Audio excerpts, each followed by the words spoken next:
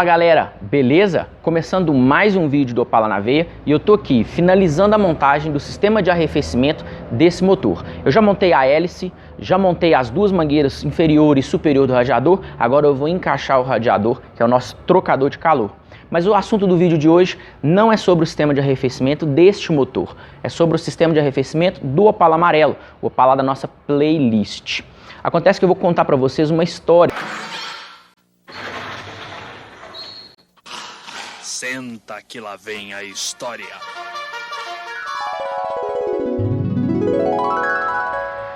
Estávamos nós dirigindo, voltando de São Paulo, mais ou menos 200 quilômetros rodados, então faltavam ainda 400 quilômetros para a nossa viagem até Belo Horizonte, e a gente observou um aumento de temperatura no painel. O painel começou a chegar próximo ao limite, próximo ao final, tá?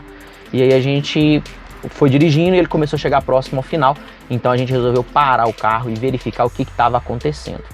Só que antes disso, quando a gente estava dirigindo e a gente observou o aumento de temperatura no painel, existem alguns sintomas que contam pra gente que o carro realmente está superaquecendo. O primeiro sintoma é a perda de potência. O que acontece? Quando o carro começa a superaquecer, o óleo afina muito. Quando o óleo afina, ele para de encher o tucho, né? Ele para de carregar o tucho, por isso a válvula abre menos, o carro começa a grilar, já é o segundo ponto, e ele começa a fazer barulho diferente, começa a perder potência e o cheiro de excesso de temperatura começa a entrar dentro do carro. Porque existem algumas crostas em volta do motor, existem alguns vazamentos de óleos antigos, alguma coisa assim, que eles começam a evaporar. Quando esse óleo começa a evaporar, você começa a sentir dentro do carro um cheiro de óleo muito forte. O óleo começa a vazar lá, chega algum momento que a junta começa a partir, começa a vazar, a junta de válvula vaza, a junta da tampa lateral vaza, e você começa a sentir cheiro de óleo dentro do carro. A gente não sentiu nenhum desses sintomas, ou seja, a gente não sentiu cheiro de óleo, a gente não sentiu a perda de potência, a gente não sentiu barulho, a gente não escutou barulho dos tuchos batendo, pelo fato do óleo ter afinado com excesso de temperatura. Então, pelo lado de dentro do carro, aparentemente não tinha sintoma de superaquecimento, tá? A gente não viu fumaça levantando em volta do capô, nada disso. Então, a princípio, a gente viu a temperatura subindo, prestou atenção nestes sinais, nestes sintomas, andamos mais um pouquinho até chegar num local que poderia parar. A gente parou dentro de um posto de gasolina. E dentro do posto de gasolina, então, a gente desceu do carro e fez algumas verificações. E é o que a gente vai fazer agora. Chegando então no posto de gasolina, a gente começou a realizar algumas verificações no carro e é isso que eu vou mostrar para vocês. O primeiro passo, galera, é você nunca abrir o capô de cara. Coloca a mão, sente se realmente ele está quente. Lógico, o carro já está desligado, tá? Corre o risco de você abrir o capô de uma vez com superaquecimento e espirrar água e queimar o seu rosto, queimar sua face, não vai ser legal, tá ok? Então, primeiro passo. Espera um pouquinho, desci do carro, a gente esperou um pouquinho, colocou a mão no capô. No nosso caso, o capô não estava quente, o radiador fica localizado na frente do carro, então a gente colocou a mão na grade, na frente, para sentir. No nosso caso, a gente não percebeu um aumento de temperatura, a gente não percebeu fumaça saindo das laterais, tá? Então a gente lentamente abriu o capô, tá? Abriu o capô devagarinho, ó. Pronto, abrimos o capô, colocamos a vareta. Qual foi a primeira verificação que a gente fez? A gente colocou a mão nas duas mangueiras. O Danny Boy vai mostrar aqui, ó. Primeiro passo, a gente colocou a mão na mangueira superior, devagar, porque ela estava quente. E a gente colocou o passo na mangueira inferior. Elas não estavam estourando, tá? Um sintoma de superaquecimento, a mangueira começa a inflar, a mangueira começa a inchar. Ela não estava cheia, a mangueira não estava inflada, ela não estava estufada. Então mostrou pra gente que provavelmente, né, não tinha um superaquecimento. Então a gente colocou a mão, a gente estava conseguindo segurar, a temperatura da mangueira aparentemente era normal, tá ok? E isso demonstra pra gente também que a válvula termostática está aberta. Significa que o fluido de arrefecimento está circulando normal pelo motor. Quando sua válvula termostática está estragada, existe uma diferença de temperatura entre a mangueira superior e a mangueira inferior. A mangueira inferior fica gelada, enquanto a mangueira superior fica quente. Ou em alguns casos ao contrário, tá? A mangueira superior fica gelada e a mangueira inferior fica quente. O fato é, existe uma diferença de temperatura entre as duas mangueiras. Demonstra pra gente que a água não está circulando, né? O fluido de arrefecimento não está circulando no radiador. Significa que a válvula está fechada, tem uma interrupção, está obstruindo o sistema e o fluido não circula. Não era o nosso caso. Na nossa viagem, a água estava circulando, tá? circulando de cima para baixo, de baixo para cima. Poderia ser agora uma falta de fluido de arrefecimento. Então a gente jogou uma aguinha aqui na mangueira, jogou uma água aqui nele, esperou ele esfriar. Quando o motor esfriou, a gente abriu a tampa do sistema de arrefecimento.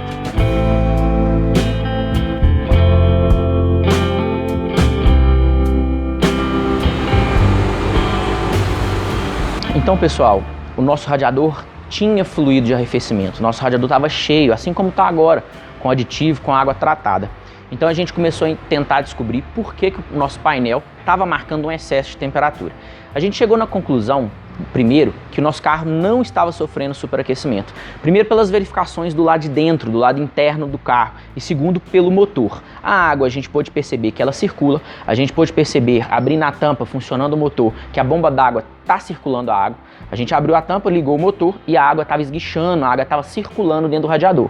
Então a nossa bomba d'água está funcionando, a válvula termostática não está travada, não tem obstrução nele, né? A gente tirou a vareta de óleo, a tampa de óleo, não existe contaminação do óleo, o carro não apresentou perda de potência, não apresentou fumaça, a gente não conseguiu perceber um calor, uma irradiação de calor muito forte do motor. Então a gente acabou concluindo que o carro não estava superaquecendo. E a gente foi partir então para saber por que o painel jogou a gente para as cobras. E é isso que eu vou mostrar aqui. Cheguei, Dani. Aqui, pessoal, vou jogar uma luzinha. Tem a mangueira, o fio, na verdade, que leva a informação até o sensor de temperatura. Vê se você consegue focalizar o sensor de temperatura ali, Dani. Aquele lá é o sensor de temperatura. Essa pecinha dourada aqui, ó, é o nosso sensor de temperatura. A gente tentou colocar a mão nele, né? E estava muito quente. Mas seguindo o fio dele, o Daniel vai redar a câmera agora, observa aqui, ó, aonde ele derreteu. Então o que aconteceu? Ele estava de pendurado e aqui é o coletor de escapamento, ó. Aqui é o coletor de escapamento. Então o fio encostou no coletor de escapamento e fechou um negativo, fechou um terra. Ele encostou aqui, ó, e acusou um superaquecimento. Observem para vocês verem como que ele está despendurado, ó, bem em cima do coletor de escape, e aí ele acabou encostando, a temperatura no painel subiu e foi no máximo, e acabou enganando a gente. Então, pessoal, o que a gente acabou concluindo? Que a gente estava sofrendo um superaquecimento falso, tá? Não era um superaquecimento autêntico, verdadeiro. Somente o painel estava mostrando pra gente que o carro estava superaquecendo, mas na verdade ele não estava. Eu montei para vocês um PDF, um e-book, um livro digital, que vocês vão poder fazer download. São 60 páginas, onde eu explico passo a passo do sistema de arrefecimento de todos os Opalas, desde o 69 até o 92.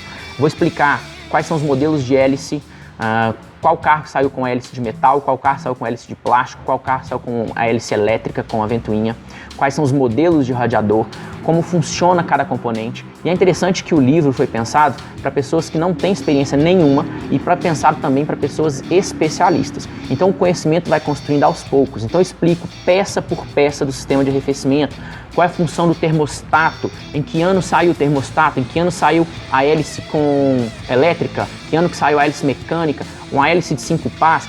Cara, eu explico tudo no sistema de arrefecimento de todos os Opalas. Você pode clicar no link e aí você vai ser redirecionado para o site e vai poder fazer o download desse conteúdo, desse material que foi pensado especialmente para vocês. Inclusive esse vídeo de hoje, essa aula que a gente teve, né, sobre o superaquecimento falso, também está no PDF.